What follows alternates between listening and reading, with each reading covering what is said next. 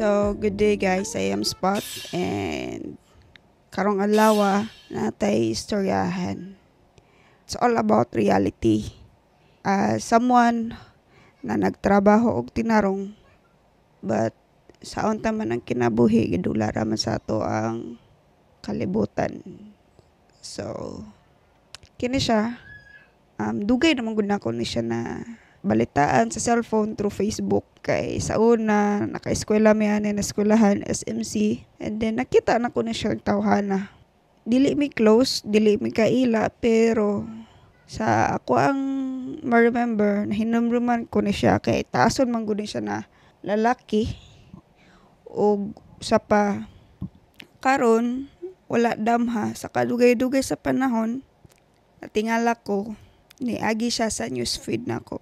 So, kini siyang tawhana, nagtrabaho ni siya somewhere padulong Jensan. So, niagi siya sa kong newsfeed. Tingala ko na kining tawhana namatay. Namatay siya kay gipusil siya. Tulo daw ka pusilan, tulo ka bala ang ni go through sa iya lawas or ni na-inflict sa iya. Gipusil siya ikatulo. And sadly to say, namatay siya. Ako na lang screenshot kaya nakalimot ko sa pangalan niya kay para sa mga nakailani ma-aware pod mo. So this is a story or ang kinabuhi alang inhinyero diri sa Pilipinas. Dili lang nako i-generalize ta ng trabaho kay wala man ko ka trabaho pa sa laing trabaho, but diri ko kung ahag yug ko nakasulay og trabaho, kung aha ko na industry nakatrabaho. Ako si Spot, graduate ko as Bachelor of Science in Civil Engineering o nakatrabaho for almost 4 years as project in charge or site engineer sa mga project diri sa Pilipinas. So my first job, my first trabaho diri sa Cebu. And then next is sa sunod na dayon na ni sunod-sunod sa Mindanao, dayon balik diri sa Cebu. So, diri sa ako unsay hunahuna sa mga tao pag nakagraduate ka as civil engineering o nakapasar as licensed engineer. Ang hunahuna sa tao kwartaan ka, dato na ka, makapalit na kag sakyanan, and at the same time yung mga salingan kay karon wa ka nakapalit og balay, wa ka nakapalit og sakyanan, wa kay negosyo makaingon din ni siya, wa man ni nila tabangi ilang ginikanan. Sila gapalay may lami dito, naabot sa butang talang, naabot sa Maynila, naabot sa Cebu, walay uli-uli sa Mindanao. So kana na lang sa kay ikuha na to is taga Mindanao manggug ko. So mao na no mga silingan na mga wapod kabalo kung saang panghitabo sa tong kinabuhi as project in charge or civil engineer sa site. So, grabe kay ni kalisod ang trabaho sa mga civil engineer kung wala lang mo kabalo. Mas okay pa ang kinabuhi sa arkitekto ug sa mga client kontra sa kinabuhi sa civil engineer.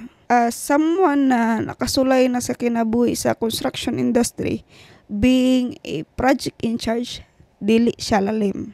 Ang engineer, ang civil engineer, project in charge, mauna sila ang ipaon sa tanan. Dili lang sa atubangan sa client, kundi from foreman to leadman to subcon to skilled and unskilled laborers. So, unsa man na siya, all in one man na siya. So, meaning ana, bisan kinsa makaistorya niya.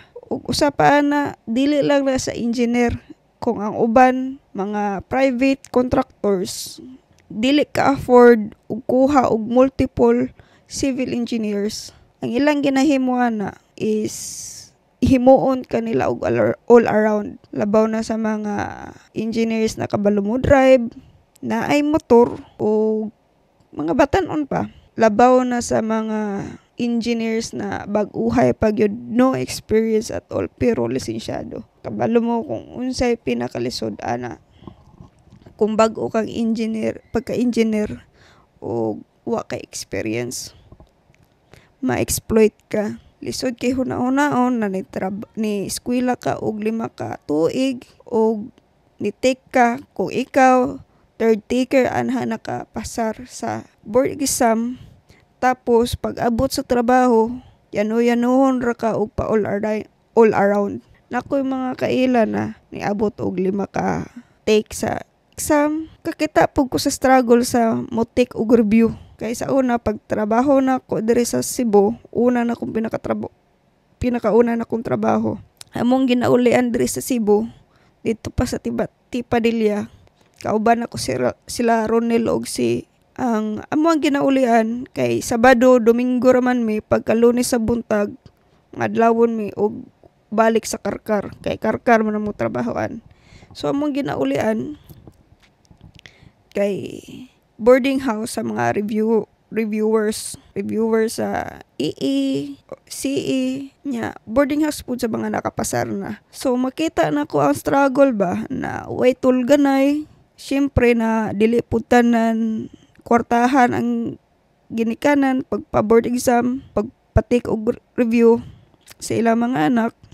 In town ang mga reviewers pud, mga reviewees ba basta mga ni take og review kay bala pud in town og save sa ilang kwarta. Mukaon sila ikaduha sa isa ka adlaw or magsardinas ilahang tunga-tungaon na for one day nakasulay pud may na sa pagtrabaho namo. Dayon ang pinakalisod pa na magsunog kandila jud ka kanang tuon gyud ba hantod sa kadlawon pila ka oras ang tulog 3-4 ka oras kay dili pud siya lalim ang pagiging anxious nimo naadyo kay ma-anxiety jud ka and then ma-depress po ka tungod sa kalisod for 6 months hunahunahon nimo ikaw nag-review ka imong mama wa kabalo ahan na nangita og kwarta imong mga ginikanan wa nakakabalo kung ahan na nila gikuha ng pa-review sa imo. So, sakit lang kay hunahon kay syempre na ka sa Pilipinas dili tanan maka-afford og langyaw sa laing bansa. Og dili pud basta-basta na makakita ka og trabaho sa laing bansa. Although kung pagpaningkamutan nimo kung savean gyud nimo, syempre maabot jud ka na. Pero kita man gud as Filipino, breadwinner man gud ang panghuna-huna sa imong ginikanan dayon sa imuha. Pag makahuman na ka ug makatrabaho na ka. Labi na kung naa kay igsuon nagipeskwela ba. So ikaw gyud ang ilahang right hand ba sa kung ahap mangita og kinitaan. So mao na siya. Lisod kaayo imo habang lisod kayo siya i-meditate ba pamalandungon, lisod kay siya pamalandungon na galisod ka gikan sa eskwela hantod sa pagkuha sa lisensya pero pag abot nimo ari sa sa pagpanarbaho mong sweldo mas ubos pa kaysa sa foreman. Although ang mga foreman no saludo po kuana nila kay grabe po na ilang knowledge pero sakit lang gid kayo sa part jud sa mga civil engineer nga naay lisensya pero mas ubos pa sila og sweldo no. Kay kung hunahon lisod pud ang trabaho sa civil engineer kay sila'y mo cater sa problema na ihatag sa client ug sila po mo cater pud sa kasaba sa ilahang kontraktor. Kay kung unsay gusto sa client mao nay gusto pud kung unsay gusto sa client mao pud na ang gusto ipa-execute sa kontraktor sa imuha. Pero wala man sa engineer ang buhat.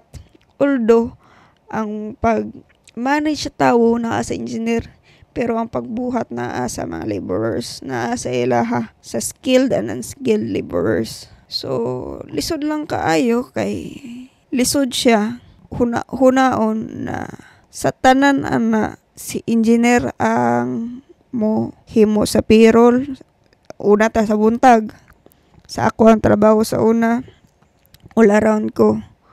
Una na akong task sa trabaho kay magkuha og attendance sa mga laborers which is sobra pa sa 200 ka tawo kay subdivision man to. So tawagon nimo ang tao kay wala may uso biometric, kay mahal man ang biometric niya, lisod pud na sa ikuha nimo na ining na bagong hire sa mga laborers, imuhang ikuan sa biometric.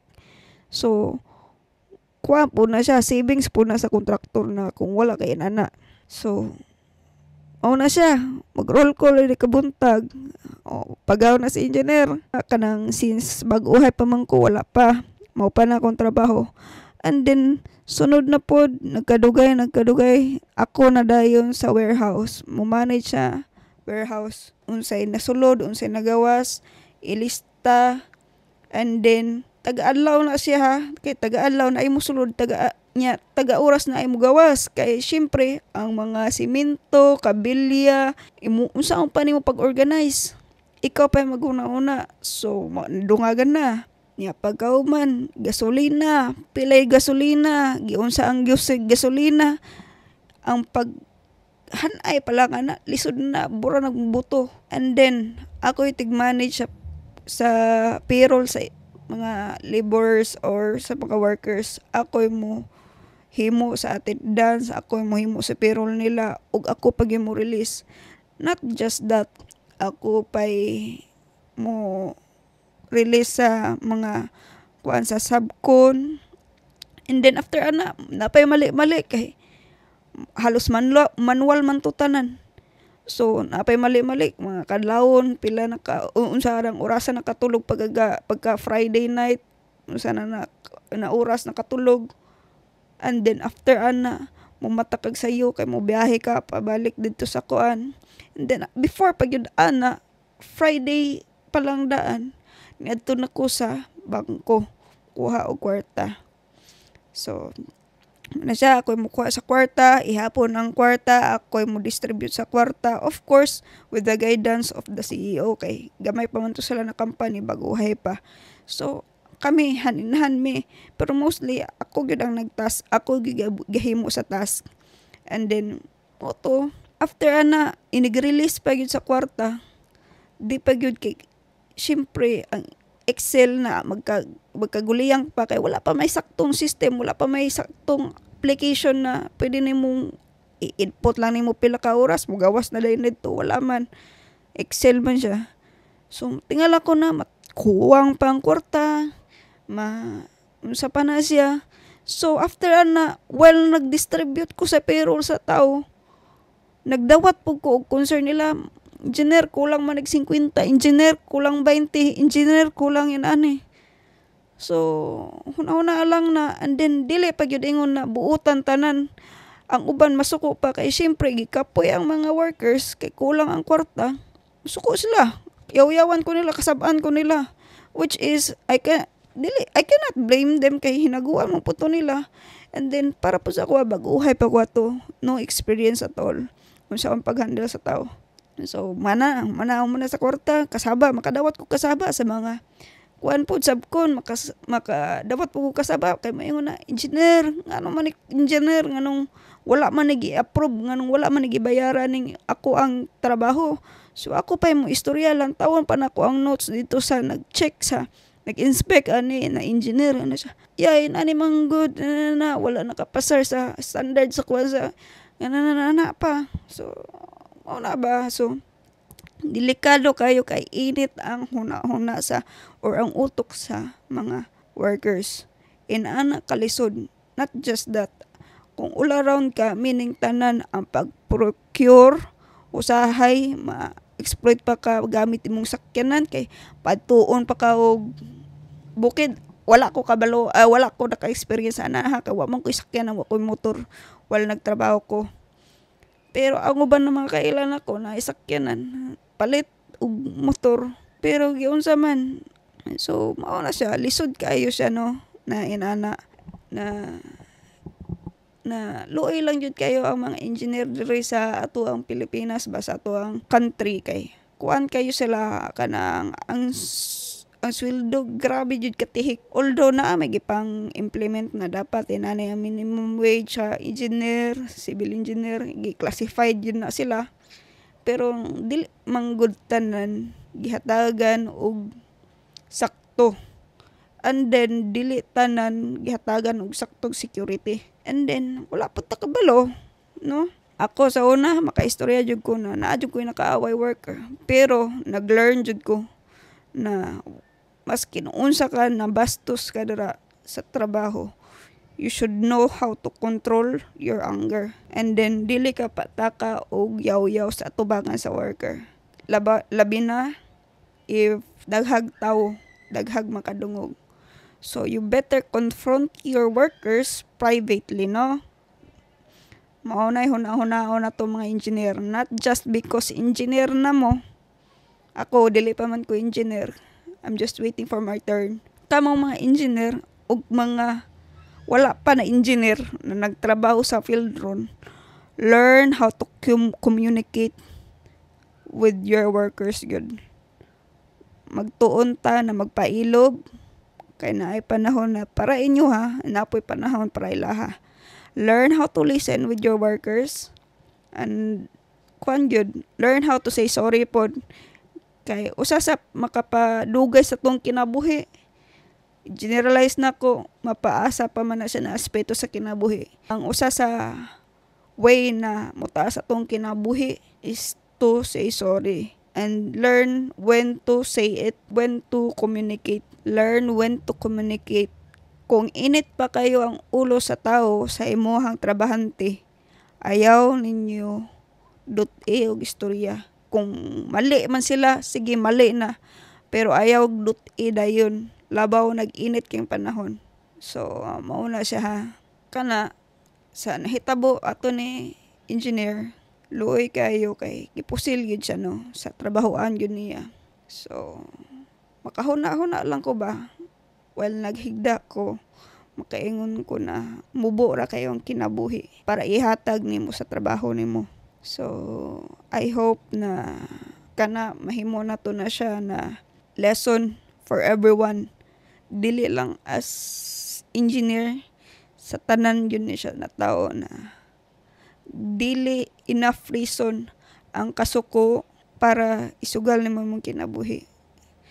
Dili enough ang trabaho to be the reason para mamatay mo, para ihatag ninyong kinabuhi. Labi na sa mga anak dira, dapat makabalog yun mo magpailob sa inyong nakaaway. And I hope pod kini pod unta maka-reach out pod unta ni sa mga trabahante na unta na kung masuko ta, pwede man ta mo dool sa engineer adto silang office, or kung si engineer na lang sa naa sa palibot, pwede ra nimo na istoryaho na, engineer, pwede ba ko makikistorya nimo? Engineer, pwede ba may istorya ka kadyot? Kanang kita lang. Pwede ra jud kay na siya.